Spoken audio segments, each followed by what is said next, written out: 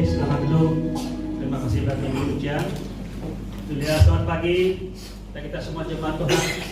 Lama sudah tidak jumpa sejak tahun lepas. Haleluya. Sebenarnya saya bersama dengan kalian minggu lepas, tapi saya percaya dengan Tuhan itu indah, sehingga saya ada bersama denganmu untuk hari ini. Dan mungkin tidak dapat ikut secara apa ya, orang kata ialah secara langsung lah kan.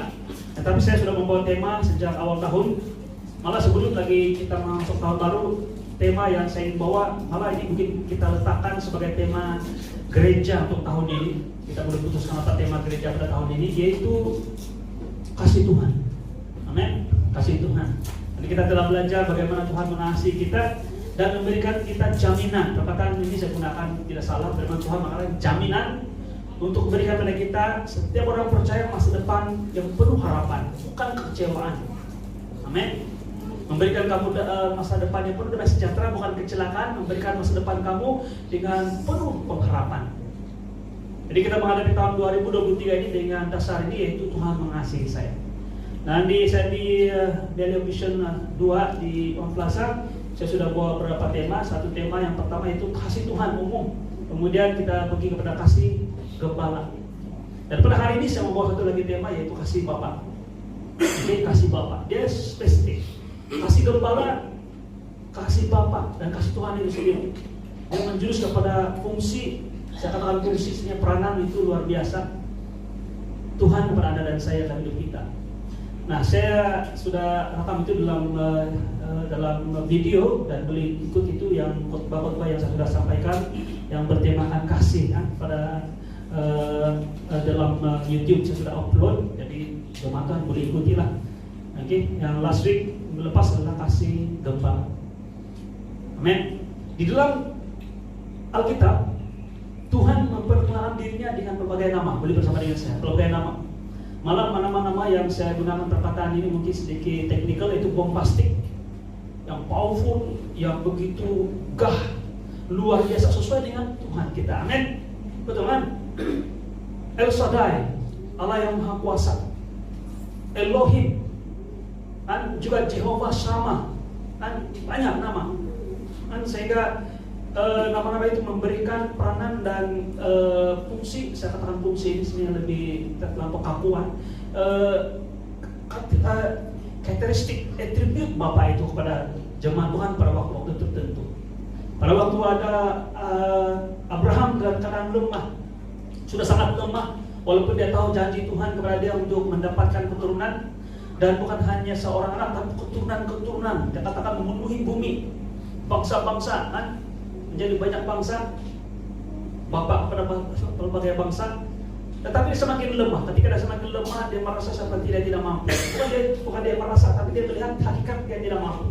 Bukan hanya dia sudah tua, umur dia sudah meningkat luar biasa, tapi istri dia juga sudah meningkat umur luar biasa, sudah limpas atau sudah melepasi tempo subur seorang wanita. Malah waktu dia subur pun, waktu dia masih pusing dalam musim subur pun dia sudah jadi mandu. Pada waktu Bapa di sorga memperkenalkan diri dia, Tuhan memperkenalkan diri sebagai Jehovah El Shaddai, Allah yang Maha Kuasa. Maksudnya kau lemah, tapi saya berkuasa, dan karena kuasa saya, apa yang saya janjikan pada kamu itu akan terjadi. Itu Abraham, janji Tuhan kepada Abraham. Tapi sebanyak-banyak itu dia memberikan berapa nama kepada, memberikan penjenamaan kepada Tuhan kita itu. Pertama-tama yang saya sentuh minggu lepas, yaitu shepherd ataupun gembala.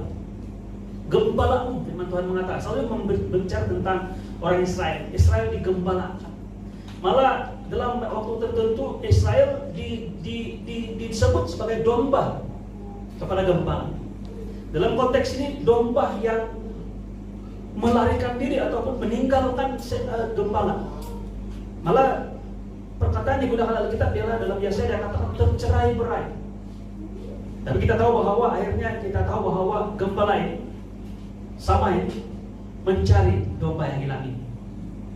Dan itulah kasih gembala. Dan kita selalu gambarkan tentang pertobatan seperti domba yang pulang ke kandang, domba yang kembali kepada gembala. Sebenarnya salah. Pertobatan di mata Bapa di sorga bukan tentang domba, tapi tentang gembala. Masih ingat lagi Lukas 15? Tuhan Yesus memberikan perumpamaan tentang dia katakan, demikianlah ada suatu sukacita yang luar biasa di surga bila seorang berdosa bertobat. Jadi berbicara tentang orang berdosa bertobat. Tapi dalam kasus atau dalam case ini kita tidak nampak pertobatan. Seperti dalam indah pikiran ataupun dalam kita punya pemahaman tentang pertobatan. Dan bila ada konsep pertobatan dalam gereja, soalnya orang bilang kamu harus bertobat, kamu harus berubah, kamu harus kembali, kamu harus tinggalkan, kamu harus, kita semua berbicara tentang kamu harus. Dan dalam ilustrasi yang Yesus berikan kepada jemaat Tuhan waktu itu di kalangan orang-orang kebanyakan, itu peminta sedekah, orang yang outcast, yaitu gembala yang meninggalkan 99 orang yang tidak perlukan pertobatan itu, yang tidak perlu dilihat itu. Sebenarnya kalau kita lihatkan, dia bilang siapakah di antara kamu yang kalau ada satu yang hilang, tidak tinggalkan yang 99, cari yang satu. Sebenarnya itu satu, Yesus sedang memberikan satu perambilan yang macam bukan trik lah, ada satu macam yang kita mau berpikir, supaya kita berpikir. Sebenarnya kalau kita berpikir, kita bilang, mana ada gembala kok harus tinggal 99 kan untuk yang satu yang jalan nih. Tapi Tuhan Yesus memberitahu bahwa ada satu gembala yang luar biasa ini, yang tinggalkan yang 99 ini, dia yang pergi mencari. Dia domba yang lari sendiri nih, pergi mencari, dia mendapatkan, kemudian dia ambil, dia angkat dan letak di bahu dia, dan dia bawa pulang. Gembala yang bawa pulang, dan selepas dia bawa pulang, dia panggil dia punya kawan-kawan jiran-jiran, mari kita bersukacita, bergembira, gembala, karena domba saya hilang telah ditemukan. Demikianlah teman-teman mengatakan ada sukacita besar di surga karena seorang berdosa yang bertobat. Saya mau tanya, bagaimana domba ini bertobat?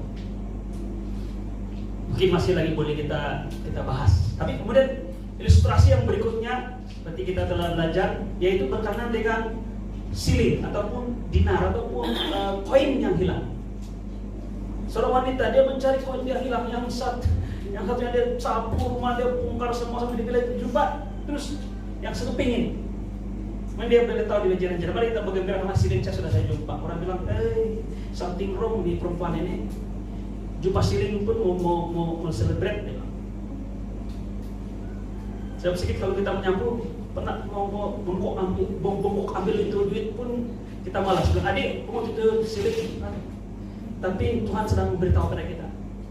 Dalam konteks yang saya sampaikan pada minggu lepas, itulah kasih gembala. Amen. Jadi pada pagi hari ini kita sambung lagi. Haleluya, tidak panjang, mungkin 2 jam.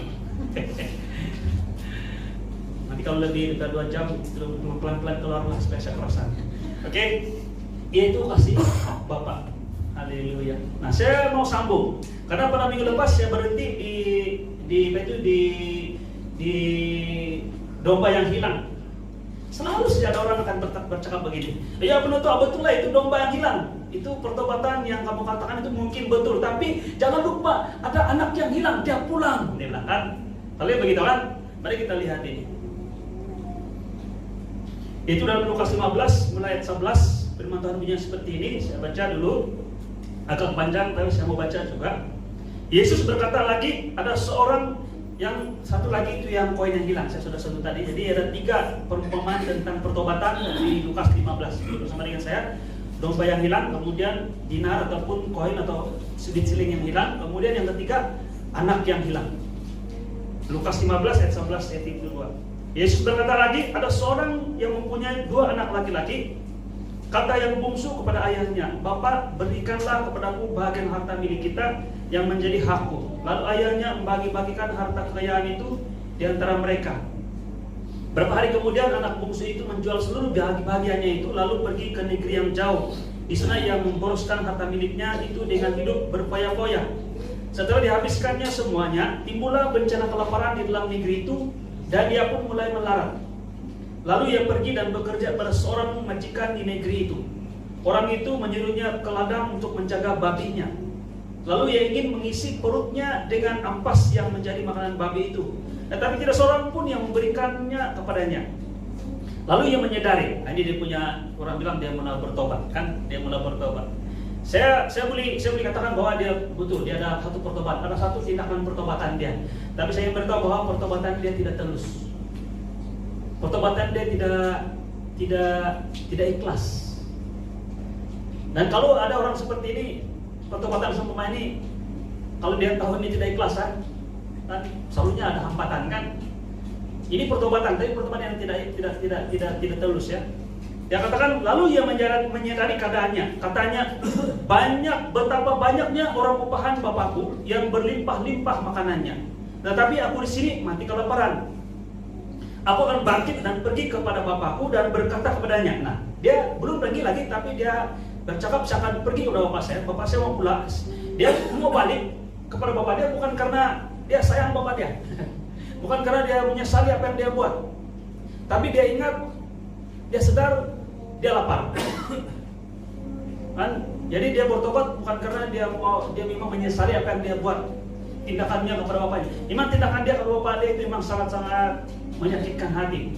Dalam konteks agama Yahudi, dalam konteks budaya kita pun sama juga ini. Macam begini deh, kalau macam harta ini kan, mau kasih bagi-bagi sama anak, selalunya ini jarang-jarang berlaku. Tapi kalau di Israel itu harta-harta itu hanya menjadi milik kamu hanya apabila orang tua meninggal. Jadi kata lain, anak ini seperti seakan-akan dia cakap begini, bapak bagi saya harta saya, bagian saya, kau lambat mati bah. Begitu lebih kurang macam tua, lambat bah kau mati. Dia tidak mau sabar tunggu pada mati baru dia dapat harta dia. Dia bertobat, dia berubah. Saya gunakan perkataan bertobat ini. Ingat berapa bapak dia karena dia lapar. Karena dia mau makan makanan babi pun tidak boleh. Dan saya beritahu kamu, ini bukan orang dusun, ini orang Israel. Orang Israel dengan babi itu tidak selari. Babi adalah haram. Sedangkan orang-orang yang makan babi pun dia tidak mau bergaul. Apalagi babi itu sendiri. Jadi orang Israel ini kalau dikaitkan dengan binatang ini, satu keadaan yang sangat-sangat menjijikkan. Dia mau makan makanan babi, sudah bekerja dengan makasih makan babi, mau makan makanan orang tidak bagi juga. Jadi dia ingat, dia katakan baru dia ingat yang di rumah bapak dia ada banyak makanan. Firman Tuhan mengatakan sini, ia menyadari katanya betapa banyak orang upahan bapakku yang berlimpah-limpah makanannya. Dan banyak pekerja dan pekerja dia pun banyak makanan. Dia bekerja di sini, di tempat yang dia berada itu, dia lapar, mau makan babi pun tidak boleh. Tapi dia ingat bapak dia. Jadi maksudnya dia bertobat karena perut dia. Ada seorang oleh Tuhan, siapa namanya? Aduh. Dia cakap begini sampai satu sunnah dia bilang, banyak orang Kristen kan bukan Kristen, tapi Eucharistian dia bilang. Aduh dia. Maksudnya mau jadi Kristen karena perut saja.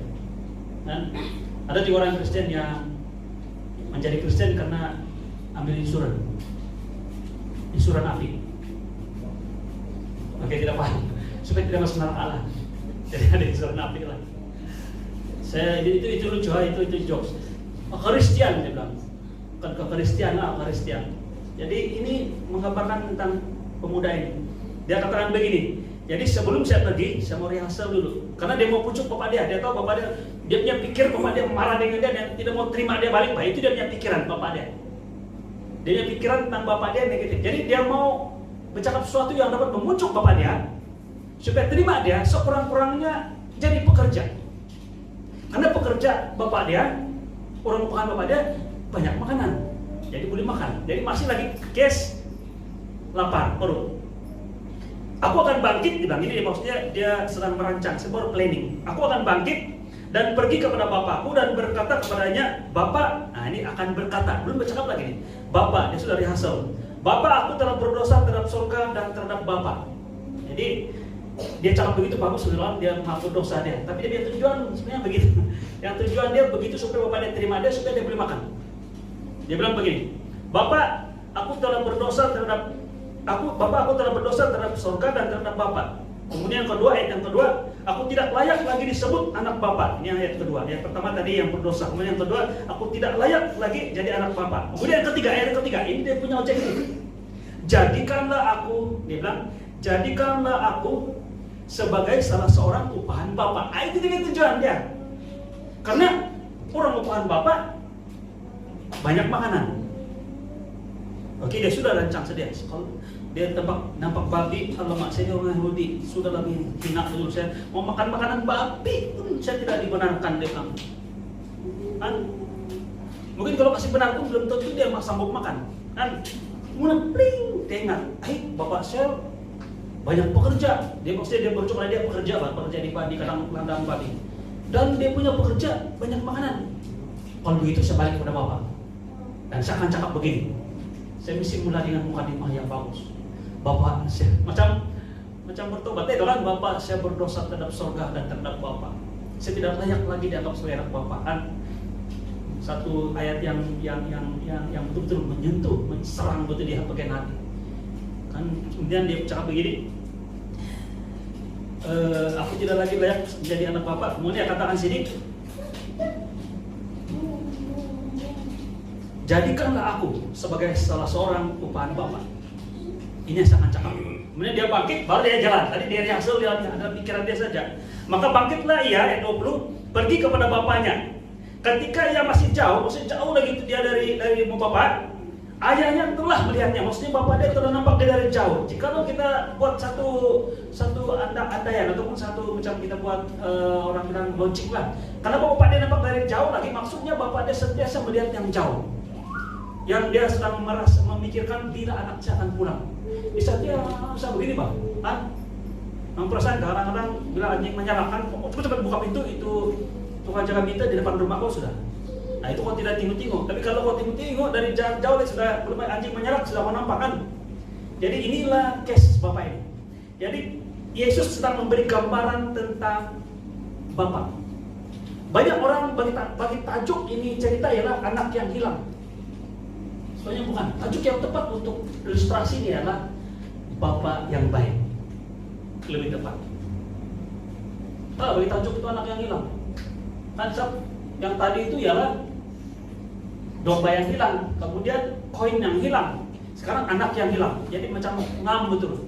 Tapi kalau kita lihat di bagian ini, dia bukan berbicara tentang domba, dia bukan berbicara tentang koin atau anak, tapi berbicara tentang gembala, si wanita yang menyapu rumah dia. Dan wanita itu berbicara tentang, banyak orang bagi ilustrasi bahwa yang gembala itu Yesus, yang perempuan ini lebih lembut, berbicara tentang Roh Kudus. Kemudian yang ketiga ini ilustrasi Bapa ini adalah Bapa di surga. Amin. Boleh bersama dengan saya, itu tafsiran, tapi bagi saya merujuk kepada Bapa sendiri, dan Bapa dan Yesus adalah satu. Amin. Dan Roh Kudus yang dalam kita. Amin. Haleluya. Dari jauh lagi dia katakan ketika dia masih jauh, ayahnya telah melihatnya, lalu tergeraklah hatinya oleh belas kasihan. Ayahnya itu berlari mendapatkan dia, lalu merangkul dan mencium dia. Maksudnya belum sampai di rumah, dia lari, dia pergi tunui dalam bahasa dusun. Dia pergi sungai. Apa itu sungai? Tamulah. Tempat tarik ya. Ini rubahlah. Ya. Dari jauh lagi dia pergi jumpa, dan dia bukan hanya pergi jumpa, apa kabar kau? Oh, pandai pulang itu kau? Tidak.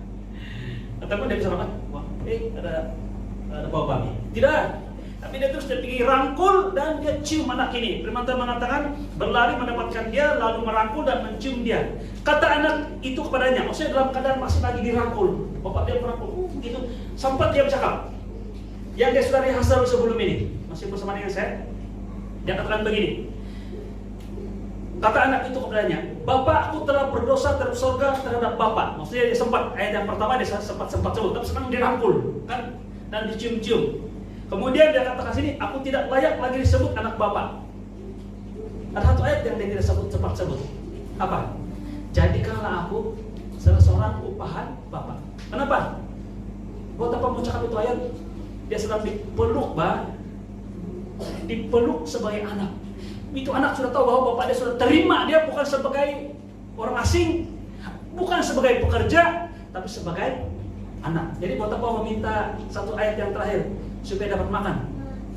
Yang pelukan dan ciuman bapak dia itu sudah memberikan jaminan kepada anak ini bahwa dia tetap dapat makan. Jadi tidak perlu sekap ataupun sebut ayat rehearsal dia yang ketiga. Dia bilang jadikanlah aku salah seorang upahan bapak. Tidak. Dia sempat sebut 2 ayat ini saja.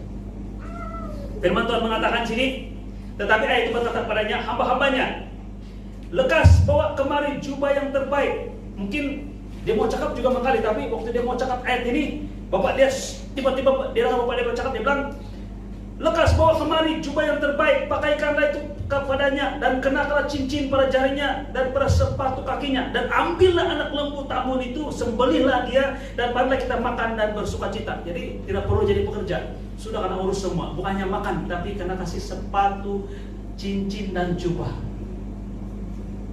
Saudaraku, inilah gambaran tentang Bapa kita yang di surga. Dan sedih kan? Tidak semua orang-orang percaya dalam konteks firman Tuhan ini yang melihat tentang kebenaran ini, kenyataan ini tentang kasih Bapa. Bukti dia, ayat itu kita baca dulu, saya baca dulu, nanti kita teruskan. Ayat 24. Sebab anakku ini telah mati dan menjadi hidup kembali, ia telah hilang dan didapat kembali.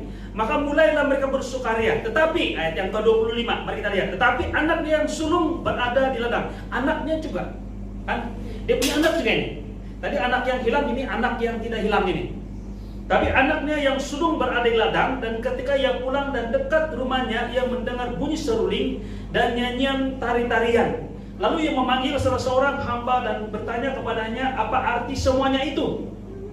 Jawab hamba itu, adikmu telah kembali dan ayahmu telah menyembelih anak lembu tambun karena ia mendapatkan kembali dengan sehat. Nah, saya mau sebut ya, sebelum saya teruskan, ada signifikan di mana lembu tambun ini disembelih.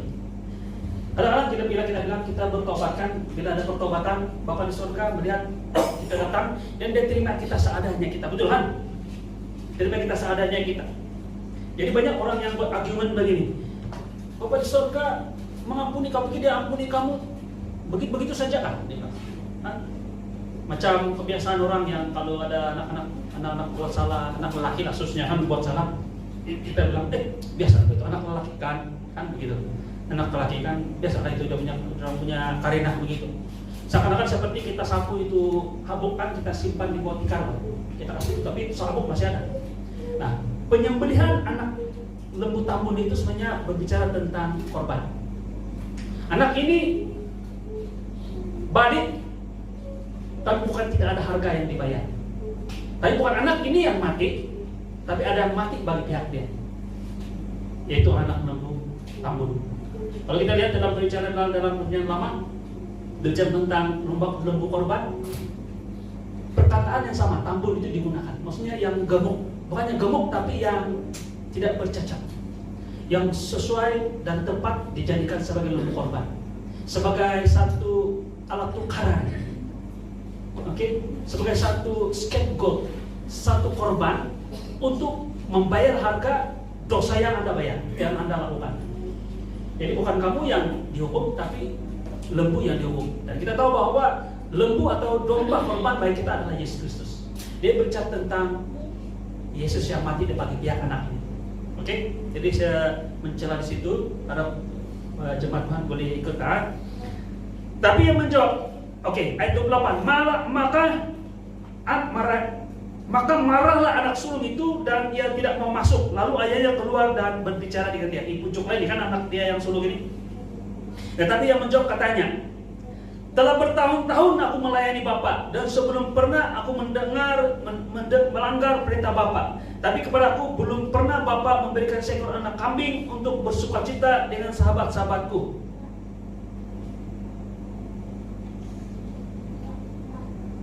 Sebentar. Haleluya.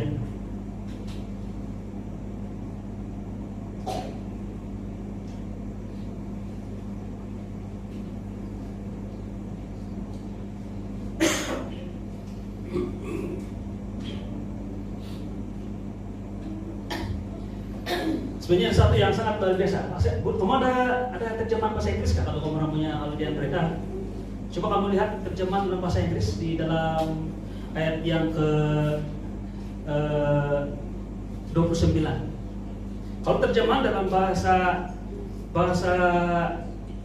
terjemahan baru Indonesia ada katakan begini, maka marah anak sulung itu dan dia tidak mau masuk, lalu ayahnya keluar berbicara dengan dia. 29, tapi dia menjawab ayahnya, dia bilang, menjawab ayahnya, katanya, telah bertahun-tahun aku melayani bapak, dia bilang, melayani bapak, dia bilang kan, perkataan sana bapak.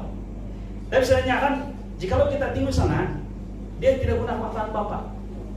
Ini anak tidak guna perkataan bapak. Kalau kita lihat bahasa Inggris, di mana bahasa Inggris saya baca dalam terjemahan apa ini? Oh ini yang literal, saya coba pergi King James Version. Boleh sih kita belajar bahasa Greek kan? Karena terjemahan yang bahasa ya apa itu King James ini lebih dekat kepada terjemahan bahasa Greek yang asal, yaitu Septuaginta. Boleh kan?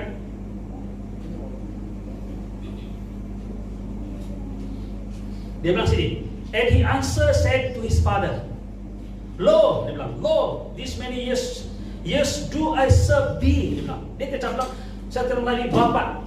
Perkataan dia gunakan lo, dia bilang. Lo ini maksudnya macam yang, brother, tempat. Tapi bukan begitu, maksudnya dia lebih kepada macam dia address bukan seorang seperti bapak, tapi kepada majikan. Lebih kepada tuan yang keras. Lo, dia bilang. Berat ada airnya ada kan? Itu kata tadi kalau orang bilang si monotuas ya yang sebut-sebut dalam bahasa Inggris tapi di tiada sini. Oke, kalau dalam bahasa Inggris ada itu. Dia kata begini, lo mana sudah 29. And he answering said to his father, Lo, this many years do I serve thee, neither transgress I at any time thy commandment, and yet thou, dia bilang, thou bukan bapak, never gives me a kid. Maksudnya ini apa ini? Ini binatang apa itu? Lembu kecil lain. That I might marry with my friends. Tapi kalau dalam terjemahan bahasa Indonesia dia katakan begini. Tapi dia menjawab ayahnya, katanya telah bertahun-tahun aku melayani bapak. Jadi pasti dia cakap bapak. Sebenarnya bukan dia cakap bapak. Bos, kami telah kan beli dengan saya. Beli kan? Bos, saya sudah bekerja sama kau bertahun-tahun sudah, dia bilang. Nah, kebanyakan kita, bukan kebanyakan, kita orang dusun bilang alis dijauhlah kiranya. Ada, saya harap tidak ada. Okay? Tapi sedih kalau ada orang-orang Kristen yang masih melihat Bapa di sorga, Tuhan kita seperti demikian, yang merupakan Tuhan, yang merupakan bos, satu yang selalu mencari kesalahan kita, yang keras. Yesus sedang memberikan pada kita satu gambaran tentang siapa Bapa di sorga sebenarnya untuk Anda dan saya. Amin.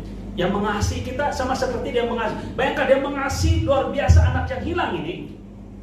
Apalagi anak yang ada bersama dengan dia. Tapi anak yang bersama dengan dia tidak melihat dia seperti yang sepatutnya. Dia melihat dia seperti kalau Tuhan yang Tuhan Bang. Dan dia tidak sebut pun Bapak. Tapi dalam terjemahan Indonesia, saya mau sangat terjemahan Indonesia dia sebut Bapak. Dan nama saya Lo. Kecuali tidak seorang pun cakap lo sama bapak dia, kecuali bapak dia itu orang Cina. Itu pun macam kasar juga kan. Setan. Ya macam biasa. Aduhan macam kasar juga. Tuhan sedang mengajar kita. Bukan hanya di luar sana yang memerlukan kasih Bapa, tapi yang di dalam gereja. Maka di kalangan orang-orang Kristen perlu sadar bahwa Tuhan sangat sayang kita. Apa yang dijawab oleh Bapak, dia kata begini, katanya kepadanya, anakku, dia bilang, engkau selalu bersama-sama dengan aku dan segala kepunyaanku adalah kepunyaanmu. Kita patut bersukacita dan bergembira karena adikmu telah mati dan menjadi hidup kembali. Ia telah hilang dan didapat kembali. Perkataan ayat 1 ini saya mau kita semua klaim ini. Boleh? Firman Tuhan mengatakan, kata ayahnya kepadanya, anakku, engkau selalu bersama-sama dengan aku. Kita selalu bersama-sama dengan Bapak. Bapak tidak pernah meninggalkan kita, tidak pernah membiarkan kita. Boleh bersama dengan saya. Sejak kita terima Yesus, Tuhan tidak pernah tinggalkan Anda dan saya. Walaupun ada ajaran di luar sana mengatakan bahwa kalau kau berdosa, Tuhan tidak lagi bersama dengan kau. Dia sudah tinggalkan kau. Tidak. Kamu tahu waktu orang Israel menulis satu kitab yang paling sedih sekali. Kamu tahu kitab yang paling sedih dalam kitab Perjanjian Lama? Kitab Ratapan. Kitab Ratapan. Mereka sangat sedih. Kamu tahu di mana perkataan Jehovah Sama, Allah hadir di situ muncul dalam kitab Ratapan.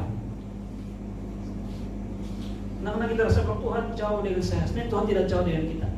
Malah pada waktu kita sedang-kadang mengalami musibah, mengalami tekanan, malah ketika kita rasa kita jauh dari Tuhan, Tuhan dekat dengan kita, paling dekat dengan kita. Tuhan hadir di situ. Bilang kalau kau masuk di kelam malam, Tuhan Yesus tinggal di luar. Tuhan Yesus bersama dengan kamu along the way. Tuhan bersama dengan kita. Pernah mendengarkan kita sekali-kali perkataan yang digunakan dalam Alkitab, sekalipun tidak membiarkan atau meninggalkan kita. Karena Tuhan kita yang menjanjikan kepada kita itu adalah setia. Iblis mau memberi gambaran pada Anda dan saya bahwa kita memiliki Bapa yang seperti anak ini pikir. Dia mau Tuhan kita nampak atau appear seperti seorang majikan yang keras, seorang raja yang keras, seorang bos yang sentiasa mencari kesalahan kita. Ya bilang, nah, apa yang kau buat tadi itu? Nah, apa yang kau buat? Tapi kita punya perspektif sebagai anak kan, kadang-kadang kita ini sebagai kita pernah jadi anaknya, bapak pun pernah jadi anak. Kita punya perspektif tentang bapak kita seperti itu, betul tidak? Kadang-kadang tidak mau pulang. Kalau kita tahu yang bapak sudah tahu, kita buat salah. Dulu lah kami lah. Sekarang tidak peduli itu, dia pulang. Saudaraku, Bapak yang ada di dunia ini berbeda dari Bapak kita yang ada di surga. Dan semua kita klaim ini. Firman Tuhan mengatakan, anakku, engkau selalu bersama-sama dengan aku dan segala kepunyaanku adalah kepunyaanmu, termasuk lembu tambun, termasuk sepatu, cincin, jubah itu kau punya. Ya Tuhan, kenapa saya macam ini ya? Tahun 2023 ini satu lagi tahun yang mengancam betul-betul. Tuhan Yesus bilang, saya selalu bersama dengan kamu. Bukan tahun ini, tahun lepas pun. Saya bersama dengan kamu. Apa yang menjadi milik saya, milik kamu. Kenapa kita melihat tahun 2003? Walaupun apapun ide orang mengatakan tahun 2003 ini satu lagi waktu tahun yang sangat mencabar. Malah orang mengatakan, mungkinkah tahun 2020 berulang lagi? Kalau kita berpikir seperti Paulus, bukan minta-minta lah, kalau kita minta-minta. Tapi jika itu berlaku, Paulus akan berkata begini, justru dalam kelemahanku lah kuasa Tuhan menjadi sempurna. Di mana dosa bertambah, di situ kasih karunia menjadi berlimpah-limpah. Bertambah dengan berlimpah itu luar biasa. Bertambah ialah plus, campur 1, campur 2, campur 3. Kalau berlimpah-limpah ialah darab 2, darab. Kalau 1 campur 1, 2 kan? 2 campur 2, 4 kan? Betul kan? Tapi kalau darab, coba kamu ubah itu campur jadi darab. Masa di mana ada kelemahan, di masa mana ada ancaman, di mana ada musibah, dalam pikiran saya musibah dalam pikiran kita, mata kita sendiri. Nanti kita akan sampai nih. Saya mendahului apa yang saya mau sampaikan pada hari ini untuk aplikasikan dengan tahun baru 2003 ini. Di situ firman Tuhan mengatakan berlimpah-limpah kasih karunia, berlipat ganda kasih karunia. Jadi kalau kita berpikir logik matematik biasa, saya bilang, kalau begitu bila lagi aku sadar lagi. Ngomong bersama dengan saya, tapi kita tidak minta-minta lah. Kita selalu berdoa Bapa di surga, kan? Kamu tahu nih doa Bapa kami. Jauhkan kami dari segala pencobaan. Tapi jika terjadi, Tuhan sudah sediakan segala sesuatu untuk mendatangkan kebaikan bagi anak saya. Nah, saya sudah mendahului sudah. Oke, tidak apa. Haleluya. Firman Tuhan mengatakan kita patut bersukacita dan bergembira karena adikmu yang telah mati menjadi hidup kembali dan dia telah hilang dan didapat kembali. Dia bawa perspektif ini kepada jemaat Tuhan yang merasa ditinggalkan. Mungkin kalau dalam domba itu 99, kenapa ini gembala tinggal kita? Jangan mengira kan? Kita di sini tidak pergi cari yang siar itu, yang hitam putih itu. Kita ada hitam putih kan? Macam siar bahasa soundership itu. Saya sudah mengerti si soundership-nya yang apa namanya itu animation yang kena kasih apa namanya itu animasi yang kena kasih goyang gambar stop motion animation. Si Sound the Ship.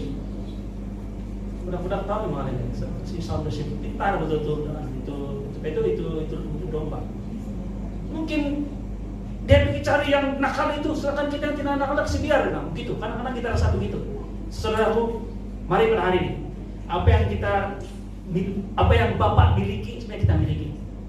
Coba gambarkan apa yang Yesus miliki. Amen. Luar biasa. Haleluya. Mari kita teruskan.